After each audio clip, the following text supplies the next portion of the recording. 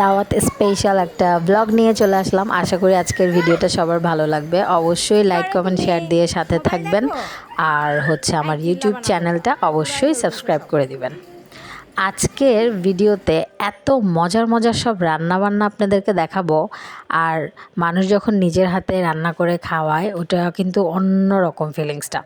যতই আমরা টাকা পয়সা দিয়ে বাইরে থেকে খাই না কেন, কেউ হাতে বানানো খাবার যদি অনেক ভালোবাসা দিয়ে খাওয়ায় তাহলে কিন্তু আর কথাই নাই। তো ফার্স্টে তো যাওয়ার সাথে সাথেই হচ্ছে নাস্তা ছিল, সব হাতে বানানো মোমো, কেক, ডাবের পুডিং, বার্গার, তালের পিঠাটা অসম্ভব মজার ছিল। মানে মনেই হচ্ছিল না যে হোমমেড, মনে হচ্ছিল বাইরে থেকে কেনা। তো নাস্তা টাস্তা শেষ টেস করলাম, করার পর আড্ডা চললো। আর মোটামুটি আমি তো যেখানেই যাই সেখানে আড্ডা হবেই, ভিডিও হবে। এরপর যখন ডিনারের সময় আসলো, ও মাই গড, ভর্তা, সরিষা ভর্তা, শুটকির ভর্তা। আমি যেহেতু অনেক ভর্তা পছন্দ করি, ভর্তা তো অবশ্যই থাকবে। এরপরে তো পোলাও, মাছের বড় বড় মাথা। এরপর হচ্ছে বেগুন ভাজি কিন্তু আমার one of the most favourite items. তারপর যেরকম দুরুস 3টা করেছিল, সাথে ছিল রূপচাঁদা মাছ ফ্রাই, একদম ভাজা ভাজা করে, খুবই মজা ছিল। এরপর চিংড়ি মাছ তো থাকবেই। তারপর হচ্ছে ফ্রাইগুলোকে দেখতে কিন্তু খুবই মুখরোচক লাগছিল। আর গরুর মাংস ভুনা ছিল।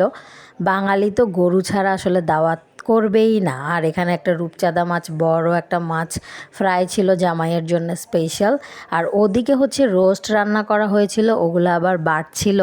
তো বাড়ার সময় আমি ভিডিও করছিলাম। আর ওদিন তো অনেক রান্নাবান্না হয়েছে। আর আমার একটা ছোট বোন সব নিজের হাতে কষ্ট করে রান্না করেছে। দাওয়াত খাওয়ানো, রান্নাবান্না এগুলো কিন্তু অনেক কষ্টের কাজ। প্রত্যেকটা জিনিসই এত ভালোবাসা দিয়ে করেছে। Each and every item was totally mouth watering. Table ভরা খাবার ছিল, যে টেবিলে খাবার রাখার জায়গা ছিল না। মানে এত কিছু আসলে বলে বোঝাতে পারবো না। আমি এখনও মানে স্টিল ক্র্যাভিং ফর দিস ফুড। আমার এখনও এগুলা মানে মাথায় ঘোরে। মানে এত মজা হয়েছিল প্রত্যেকটা আইটেম। আলাদা আলাদা করে আমি কয়টার কথা বলবো। আর স্পেশালভাবে যদি বলতে যাই, একটা মানুষ, সে কিন্তু অনেক ছোট, বয়সে অনেক ছোট, আমার একটা ছোট বোন। তো এত ছোট বয়সে এত আয়োজন একার হাতে। আর এই কলিজা ভুনাটা তো কেউ ভুলতে পারে না। আমার জামাই, শাশুড়ি, আমি, আমার আব্বু আম্মু, আমার বোনরা কেউ ভুলতে পারে নাই। মানে এরকম কলিজা ভুনা, এগুলো আসলে বলার মতো না এই স্বাদগুলা।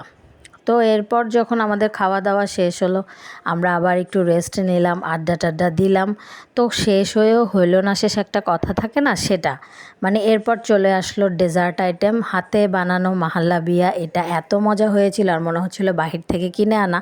এত সুন্দর করে গার্নিশিং করা হয়েছে, মনেই হচ্ছিল না যে এটা হাতে বানানো। আর খাওয়ার পর তো এটার কথা কি বলবো, সবাই চেটে চেটে যেটাকে খাওয়া বলে। Thank you for watching this video.